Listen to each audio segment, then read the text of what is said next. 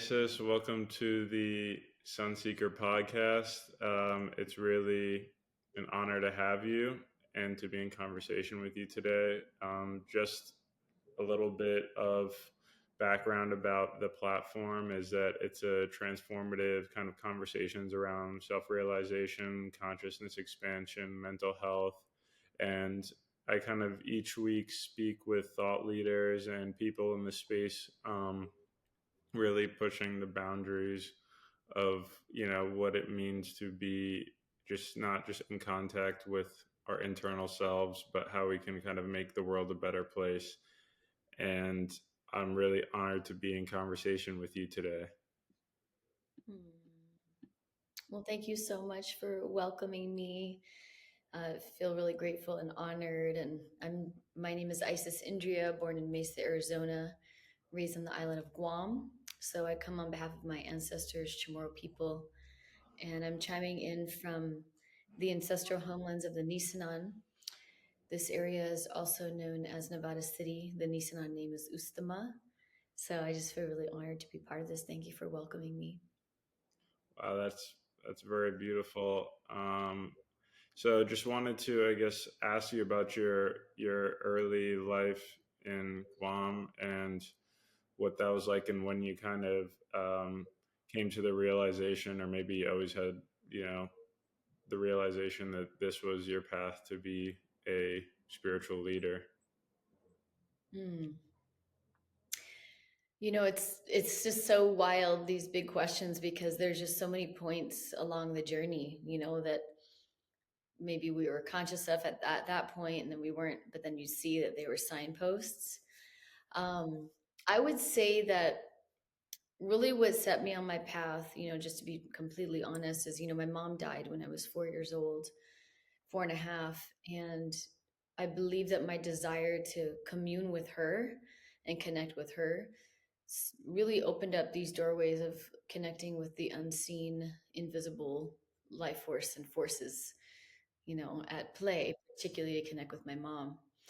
And then being raised on the island of Guam, in where there's so many legends and stories, and everything's very alive. The trees, their ancestors in the trees, like there's particular points, in some of the cliffs where some of our legends, that our creation stories are embedded in the cliffs. Everything's alive. And I was really raised to have a deep respect for the land and the spirits of the land and the people. We call it Inafa Maulik, which is what maintains the harmony between all relations is rooted in deep respect. So respect was like a fundamental training I'm still learning about. We're always learning about respect.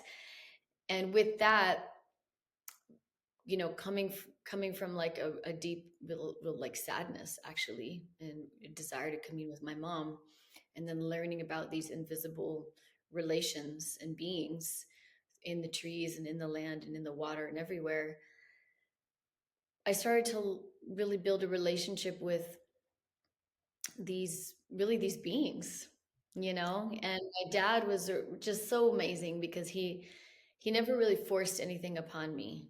That wasn't his vibe. His vibe was always, you know he said, if I could offer one piece of wisdom to you that I've learned in my life, it would be to always maintain a state of awe and wonder, and then the world will keep opening up for you.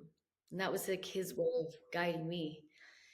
And so because of that, I just always was curious and in awe of everything that was non-visible, non-human, also more than human.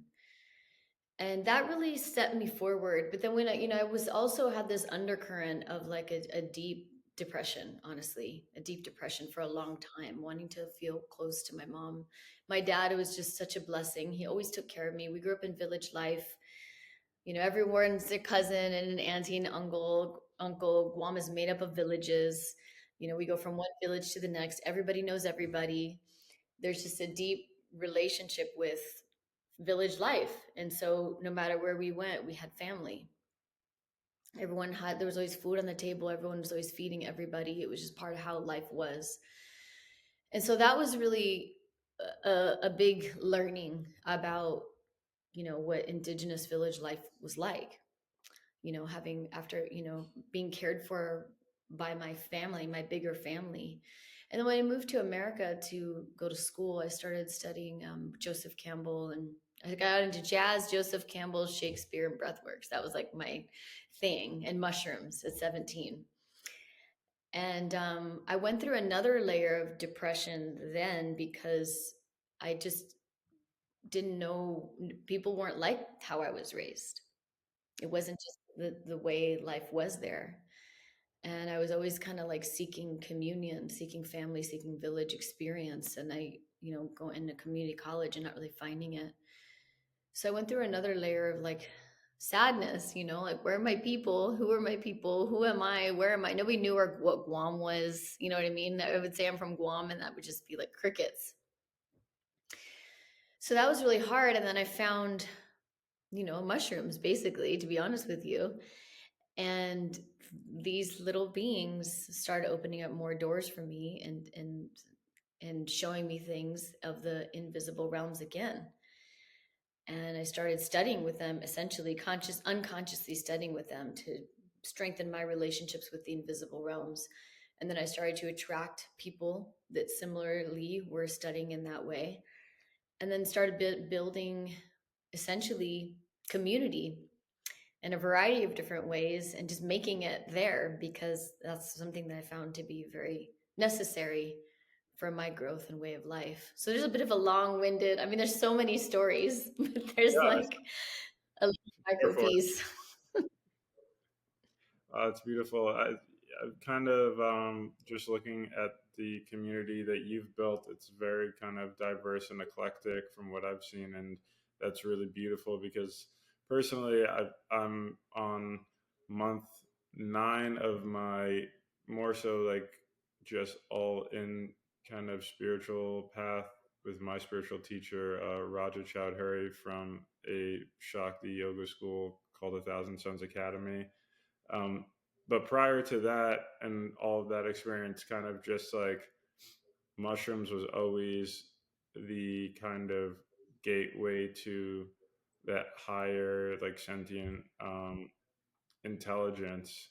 And I was having a conversation yesterday with Sochil Ashe, and she was works with mushrooms as well, and she was speaking about like the spirit of mushrooms and that they have an energy and a spirit, and also the way that most people use these sacred medicines, especially younger people, is almost like haphazardly or just in a way that isn't really they don't really set an intention, I guess.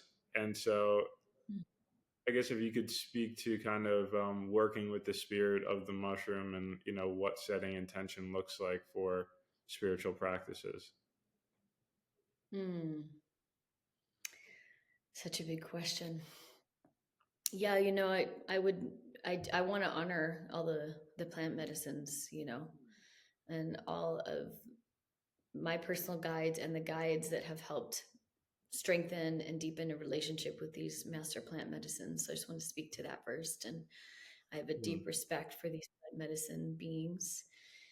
And, when I first started communing with mushrooms, I think I was around, again, I was around 17, 18 years old. I was also getting into breathworks training because it was a way for me to transform and heal and tend. And I found that when I would engage with these spirits of the mushrooms in a conscious way, where I would be like greet them, say hello, like it's similar how we say hello. It's similar, they're the living beings of these medicines. And so it's like greetings, hello, my name is, introducing thyself. And then when I would greet and introduce and have a prayer, or an intention of like why I'm coming in communion, because ultimately for me it was learning about communion. It still is, everything's learning about communion. Greet, say hello, introduce myself, share my intention, and even what my prayer is, with a doorway of miracles, surprises, awe, and wonder to reveal themselves to help me in my transformational process, my upgrades, my up leveling, whatever it was. every time I did that versus the opposite, without having intention or having communion at the forefront, the teachings were vastly different. There were always teachings, everything is a teaching, but the teachings were vastly different. There was like a collaboration I found, or co-shaping, that was conscious, like a conscious collaboration, co-shaping with me as a spirit and a body, and then the spirits of the mushrooms. We would co-shape together and like build a relation together and make the in service to healing and transformation and up leveling happen together. The other way would be very sometimes cathartic, but not necessarily in a bad way, but just cathartic to the degree where I would have to face things that I wasn't necessarily like clear that I was intending to do. All different. I mean, there's just so many stories. And I'm learning over the years still, I'm 45 now, I'm I'm still learning over the years just what it means to co-shape with the more than human realm, and how to co-shape with the invisible benevolent relationships. Because when we think of web of relations, generally we immediately think of collaboration in the context of like just humans collaborating with humans. And then a lot of my teachers and my family and where I come from, collaboration is also the more than human realm. It's the living beings of the natural world, and even the cosmic forces. Like, give thanks. The astrology is a really well-known study now, and science, a sacred science that's revered, because there's these cosmic forces that are happening all the time. And when we learn to commune with them consciously, and also with the more than human realms of the natural world, it's a different web of relationships that's collaborating together. It's different. The interdependence expands into multiple dimensions. Mm, And this is something that I would say that the plant beings, plant spirits, have been always our guides and teachers for me in these ways. hmm. Hmm. That's wonderful. I want to go back to when you first came to the U.S. and you kind of started, like you were saying, studying breath work and ancient, mystery studies and earth wisdom traditions. Could you just like inform yourself and the audience what earth wisdom traditions are and some of the mysteries that you were studying at that point in time? Yeah. Well, to speak to breathworks, to begin, I want to honor Tom Johnston and Body Mind Academy. I took a 3-month breathwork training to really process my own traumas and my own healing dynamics that I didn't even know how to handle and deal with. And Mhm. breathworks was pretty new at the time, and it was a really unique approach. And so I really want to honor that the breathworks practice. I find it to be very helpful and very useful for transformation. So yeah, that was I did that when I was in my late teens, which really opened up the gateways for me to study in these other ways. And so earth wisdom traditions, I've been grateful to, and always grateful to sit with, guardians of the natural world in variety of different ways. I sit with a lot of wisdom carriers, a lot of wisdom elders, and I also sit and study with a lot of those that know how to tend to the earth and tend to the ecosystem of the different places and locations in the earth, in terms of like soil and cultivation of the soil, and how the earth and the air and the fire and the water and ether, and how everybody works together to support life growing, life moving forward, nourishment as a way of life. And then also, studying with the magnificence of how the earth creates herself and creates everything, food, the water, everything. Well, the wisdom of the ages that is embedded in the water, the water where we come from, the water that we're made of, the water that the earth is made of, the water that we are raised in the womb, and how we come after the water that nourishes us every day, the water that we purify with, the water that we return to, the wisdom of the ages in the elements of this earth. and then from the guardians that had been passed and trained in the teachings of this earth and how to be in good relation, how to be a steward, and how to tend to a sacred way of life in relationship to this holy place, that we are made of, that we live on, and that we are in communion with always.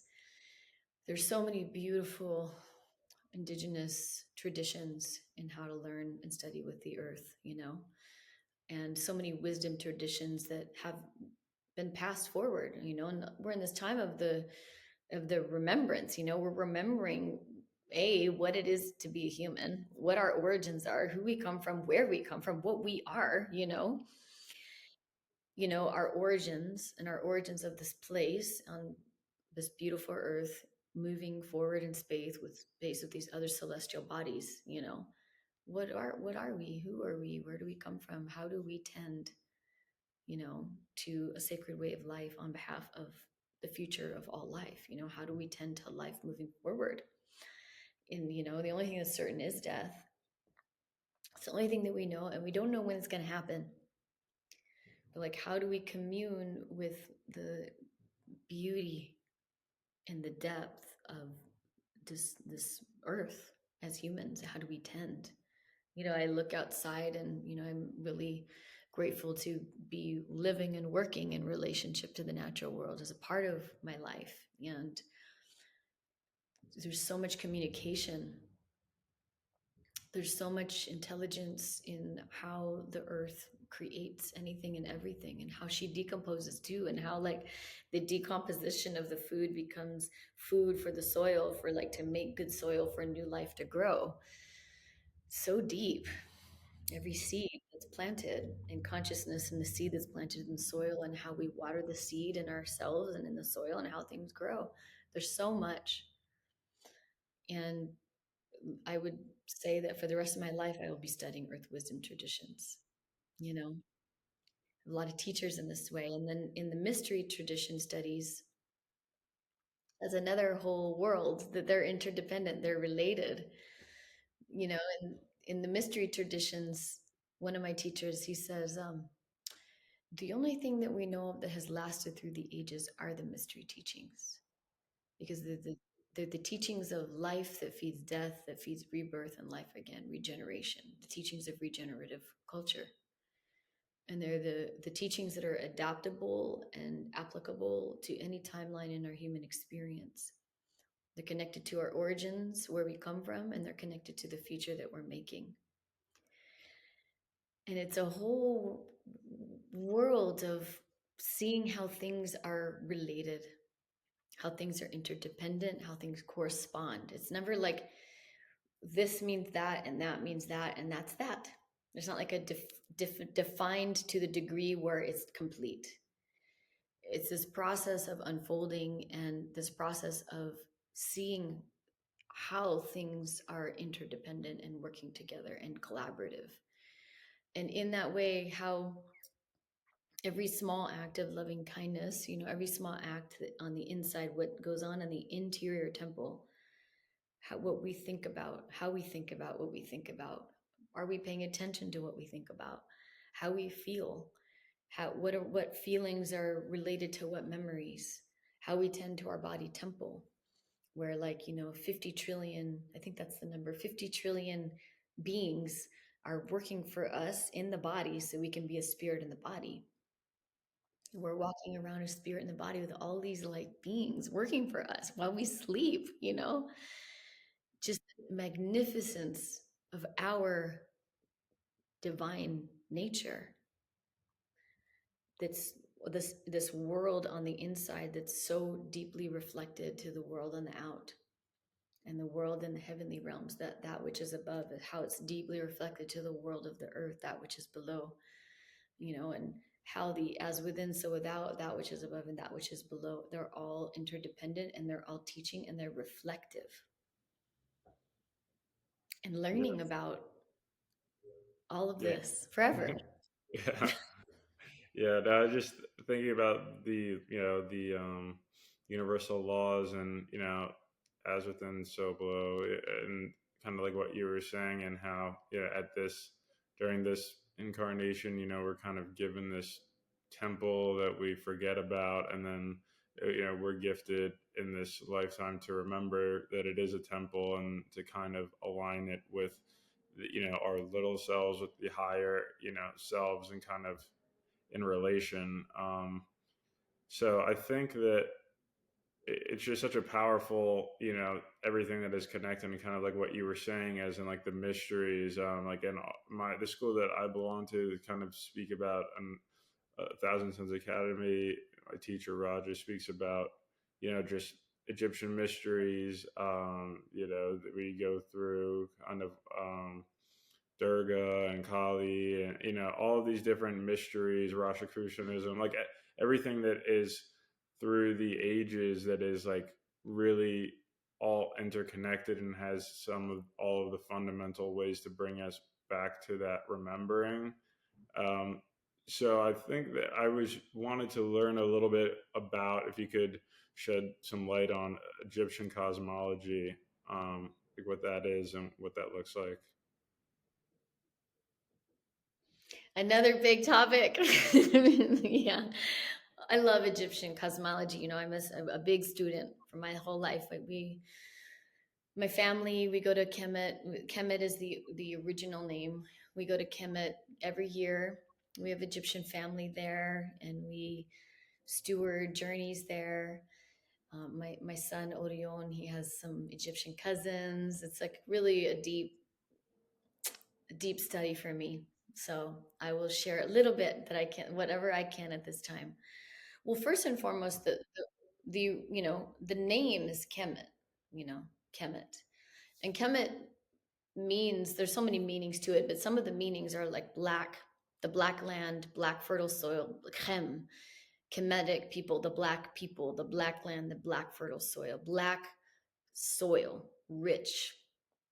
And al-Khami, al comes from Arabic, but alchemy is the art of transformation. Alchemical processes, alchemy, the art of transformation, life that feeds death, that feeds rebirth, regeneration again. And this is where alchemy comes from, these teachings of ancient Egypt. And there's so much, it's so rich and so deep. And some of what I love about the ancient teachings of Egypt, of Kemet, well, first and foremost, is very much of it's like agriculture. It's teachings about soil and agriculture. And, there's this really sophisticated, very helpful, useful understanding that I'm still learning about, that I love. And Rosemary Clark really breaks this down in a really beautiful way, that there are these three realms. There's the human realm, the natural realm, and the divine realm.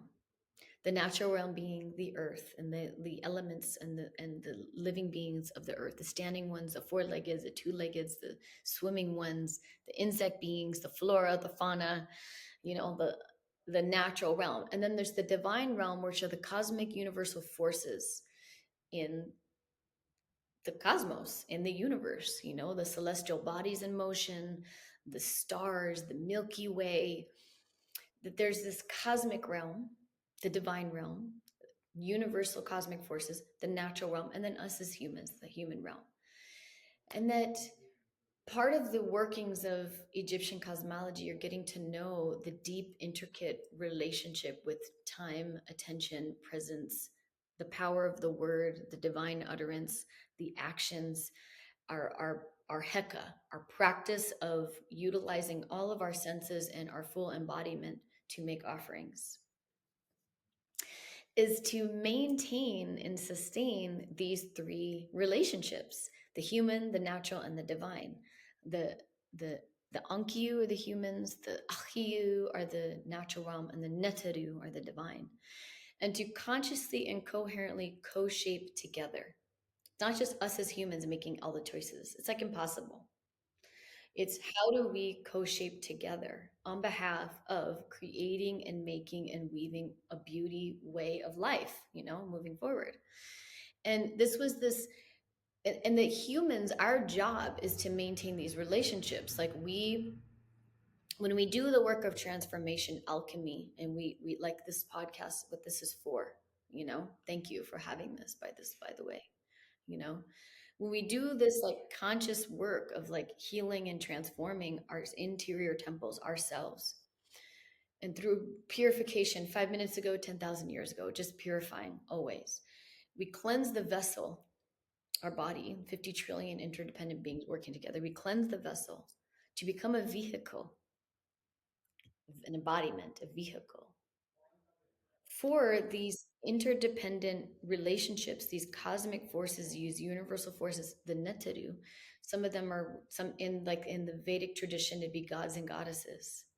These universal life force energies to materialize and work through us.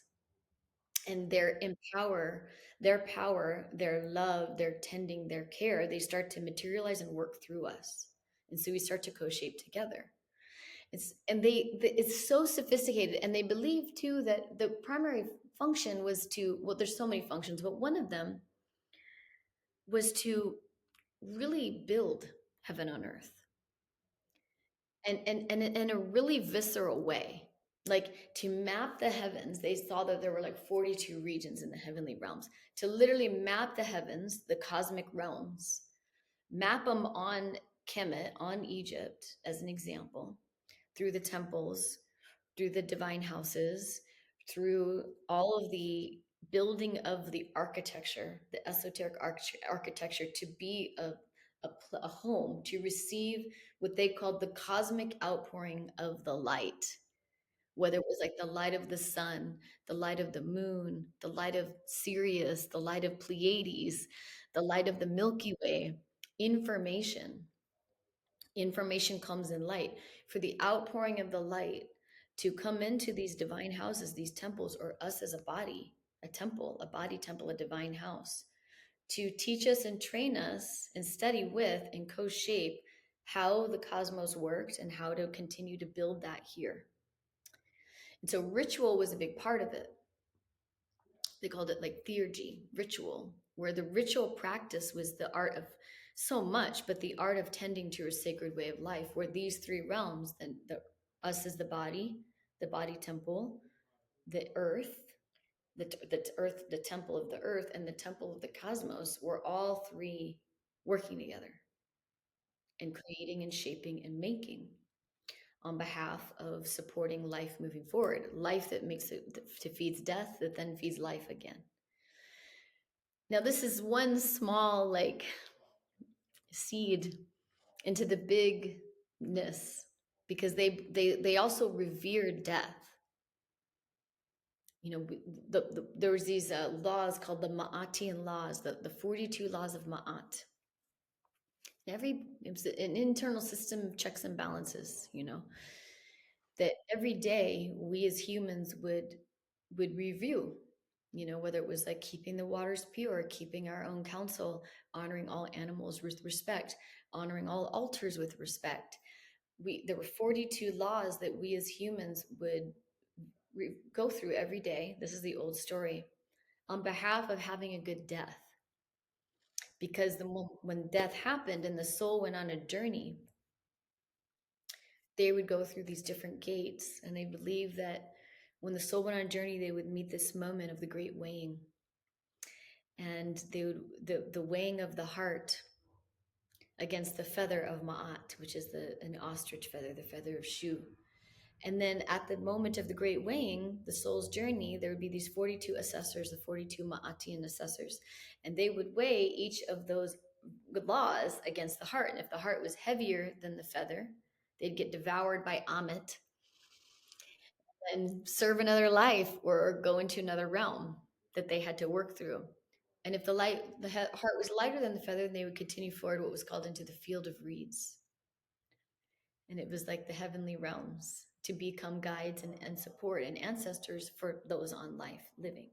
They believe that we came here for the function of transformation, just like this podcast, what this is for. We came here for the purpose of transformation. We chose to come here at this time for a reason. And then our good, honest, genuine devotion to transforming, and then also being a conduit for light, we would, in our journey of coming here, sometimes they refer to this place as the underworld, to certain lineages. We do the work of transformation, and our journey back to the light, our job was to help every single person along the way to be of service so we could all return to the light. And then our good transformation supported transformation for everybody else. We were interdependent that way. And then we cultivated heaven on earth. Every prayer that was made into the waters of the Nile sent prayers like a lotus to all of the bodies of water. Every prayer that was laid into, and every offering, the consciousness of offering, every offering that was laid in every temple sent a rippling effect of offerings to all the sacred sites. Everything was feeding everything, which is good food, you know? Hmm. We eat good food, we become good food, we create a culture of nourishment and belonging. So much, it's so deep. There's a seed. Wow, just yeah. I mean, that's a very powerful seed. I think just my own experience, I know a lot of people that are really interested in Egypt and these mysteries, and there's kind of access to pieces of this information, or like emerald tablets and other things that have become like very popular. But what I think is really special about your academy is just and what me as a seeker was looking for was making sense of all of these concepts of things and really getting to the lineage of where these things come from, because it's very powerful and very heavy energy, and without a teacher or without a guide, it is really it can become difficult to deal with and manage kind of these worlds that we're kind of speaking of. So I want to get a little bit just into your academy and some of the things that are offered, not just kind of like a number of classes and retreats to Egypt, but ritual theater as well. And so how kind of like was the structure of coming up with the academy, and how did that kind of form about? Well, to be totally honest, I've been in a relationship with a crystal ball. Her name is the Oracle. Mm, And in 2001, she was gifted to three of us. And we really, thousands of people were in relationship with this crystal ball. And then later on, right before COVID, the crystal ball came back. I like left for a while. Crystal ball came back into my life. And when I was studying one particular mystery school, I studied in a couple, but one particular mystery school, through a tarot reading, it was shared with me through a variety of situations I was supposed to steward a school. And I was like, no, that's not my job. Like, I don't know. I'm just here to study, da, da, da. Years later, when the crystal ball came back into my life, very clear instructions. And I still didn't believe it, you know? And then four women asked if they could apprentice with me. And I was like, apprentice what? What, what? And they're like, we want to apprentice with you. And so then they started what was the first Oracle Arts apprenticeship to like get it going. mm, And so we did this Oracle Arts apprenticeship, and it ended up being a lot of people, came, and I was like, okay, I guess I'll just share whatever. And then it just grew, and the school grew out of that. And the reason why it's called the Academy of Oracle Arts is because the crystal ball is like a computer and a mineral being that attracts and magnetizes towards it teachers. And a lot of my teachers teach on this platform. I really revere my teachers, like teachers and those that are seekers like us, that want to study. And it brings forward the courses and the classes. It's like the computer network, the portal that attracts to it. And that's why it's called the Academy of Oracle Arts. And the first, program is the Oracle Arts Apprenticeship. So that's something that we do every year. It's a 9-month journey. And then, I was already going to Kemet before that. I was starting Kemet trips because Egypt is a really big teacher for me. And so then we also have our yearly, sometimes twice a year, journeys to Egypt. We're actually going to be doing a Magdalene, France one coming up. Peru is coming also. And then with that, there's so many amazing teachers and programs, and there's just so much. It's like all the things that I love and I want to study, and that other people want to study and love, is what we do. And ritual theater has probably been the thing that I've been doing the longest. Um, Ritual theater is actually, the roots of ritual theater come from Egypt. I would say ritual theater is what led me. Ritual theater plus my mom is what led me to Egypt.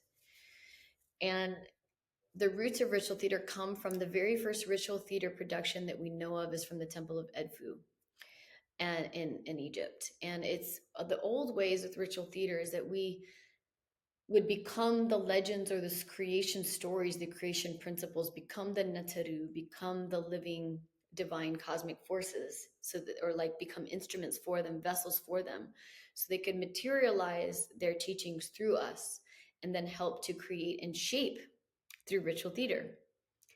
And the roots of theater are ritual. That's where it comes from.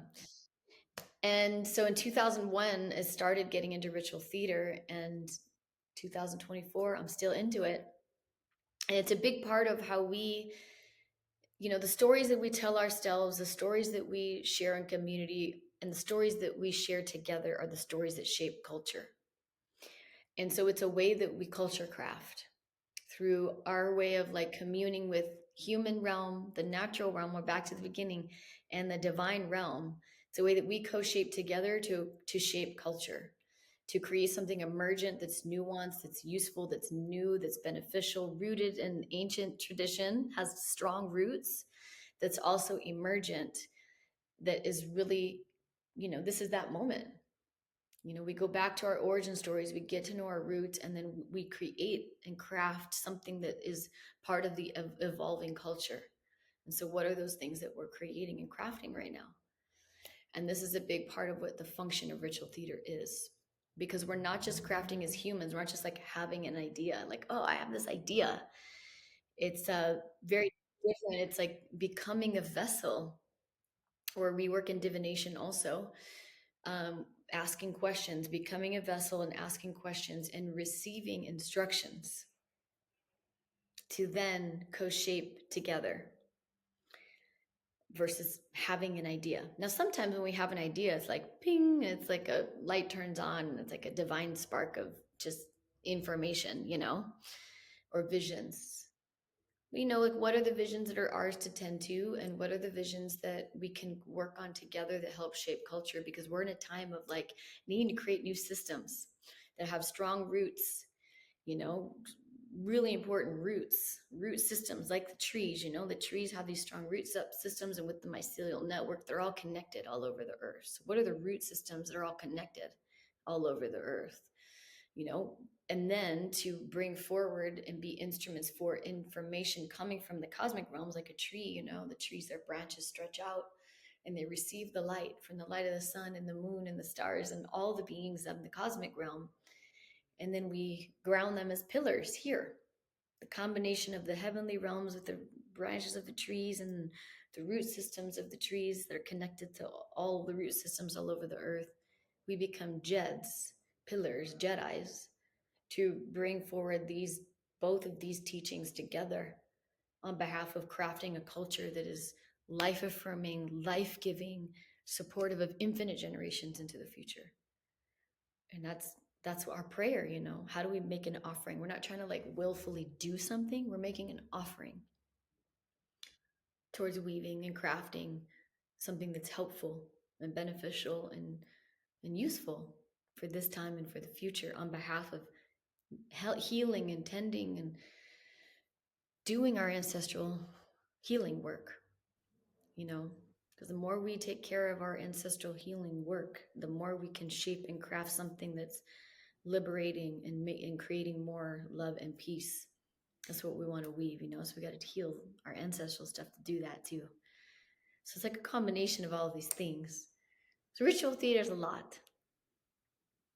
Well, Yeah, I think that it's really helpful for my audience and just the audience in general. But I think even myself, because learning from Western schools, you learn about Greece, you learn about these things, but it's just like from Thoth to Hermes, Trismegistus, it's like the interconnection of these different things is just something that is really powerful. And how like they say like life imitates art, and that whole thing is just the real significance and importance of ritual theater, of kind of what you're speaking about.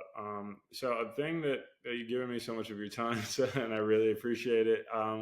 Just one thing that I think for myself, and just for the younger generations that are coming up. I'm 27, and on TikTok there's a whole section of spiritual TikTok. There's all these people that are seeking and wanting this kind of acceptance. But I also even ran into this with my teacher, of just him teaching me, making sure that I really honor the people that came before me, and make sure that I'm crediting every single thing and where it comes from. And so, how important is it to really preserve indigenous wisdom and teachers?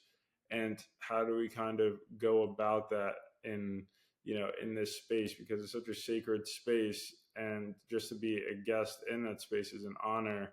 And so, how do especially women, indigenous women healers and teachers, like how do we protect, preserve, just that lineage and honor it?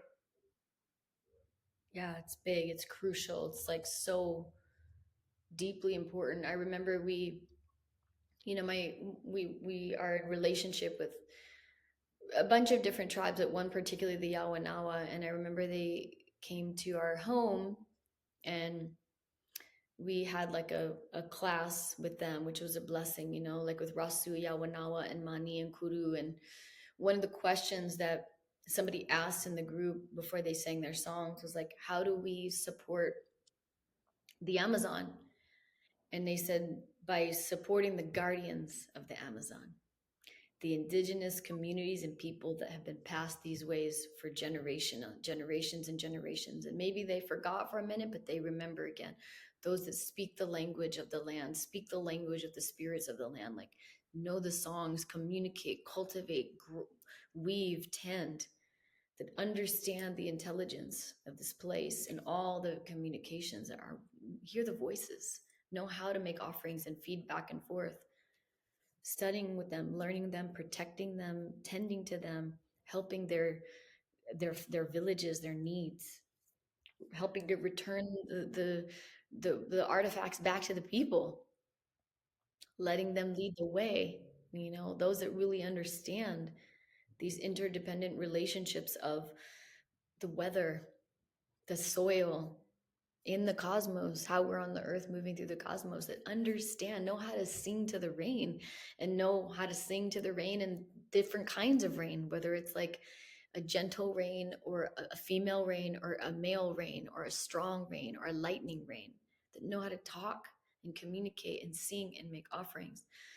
Let them lead the way and help us remember, because we know, we just need to remember. We're shifting from the forgetfulness, the amnesia, which Martine Prechtel says amnesia, from the forgetfulness to the remembering again. So like listening, paying attention, supporting, sending, tending.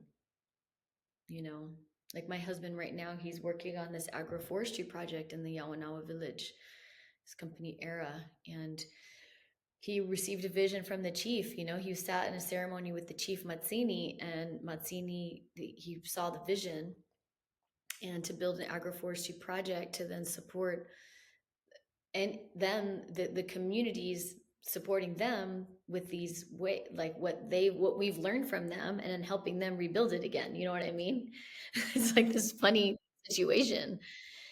And that's a big part of his prayer and what he's doing, and things like this, where we're like directly involved, but directly involved with the guardians themselves, ways to do that. Because if there's too many people in the middle, sometimes it's hard to like know how much is actually serving and supporting the people versus all the things in the middle. And sometimes it's like, like the one of the things in the oracle work is like the art of paying attention, the art of listening. What voices, like, are the voices that, there's like water calling you, is like the certain trees, is the Amazon, like what voices of the natural world, or what people, or what beings, or what like living life force energy is calling us forward to help and assist. you know we hear it, we see it. Our job is just to pay attention, like to not get caught up in distraction where we like go continue into the forgetfulness. It's like, what is calling us forward? And then just taking the time, because if all of us, one time my friend Ayana Young, she does this podcast called For the Wild. We are having a chat and we were just grieving, we're just grieving, and we were chatting about things, and we're like, man, if every single person just chose one thing, like whales, or we were talking about whales at the time, or, soil, just went on a journey to like really understand the depth of one aspect. And we like all did that, or even 144,000 of us did that, whatever the number is that sends a rippling effect. So much would get done Mm. versus having to do all of it, because sometimes having to do all of it creates the overwhelm. But like, if I know your service to this aspect, and I'm in service, and we all can, then we know that together as a community, we're serving a lot. So I want to just speak to, I think it's very important to support Indigenous voices leading the way. Wow, Helping us. that's so powerful. Thank you for shedding light and just educating just everybody who's tuning in and listening, and just kind of being present, and kind of tuning our senses to really listen to what we're receiving. I'd like to thank you for your energy and for your presence. And hopefully, in the future, we can do a follow up conversation. And, but just before you leave, I'd like you to let everybody know where they can find you, and, your services, such as like the classes, the coaching, the mentorship, the apprenticeship, the trips to Kemet, like all these beautiful offerings. How can the audience connect to you and help support that? Well, thank you once again for welcoming me and having me. It's an honor to be here, Christian. Honor to be part of Sunseeker. I just feel really grateful for welcoming my heart here. Thank you. Thank you. My Instagram is Isis_Indriya, Indriya. You can also find more in the academyoforaclearts.com. Academyoforaclearts.com. That's where a lot of our programs are presented. And then also our Egypt trips. I do group things and privates, but I really love the Oracle Arts Apprenticeship 9-month journey. My dad always says, notice like what happens when there's a long-term commitment. Mm. He's like, one of the things I could teach you the most is discipline and stay present with a long-term commitment. And I was like, okay, because as a kid, I'd always want to jump to the next, like here and there and everywhere. And he'd be like, just stay with something and like get to know it.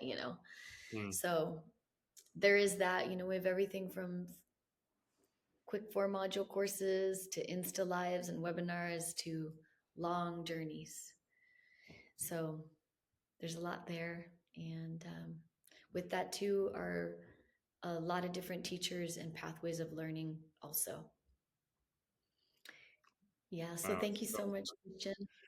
Thank you so much. Hopefully, we can do a follow up, and I really appreciate your time, and you really just helping move this platform into the direction that I'd like hope to move it into. Really having people who are the wisdom kind of keepers, like letting them be honored, and just clearing the way for the next generation, the younger generation, to have a clear path to follow, and to help kind of give back. So thank you so much. I really appreciate this and conversation so much. Thank you.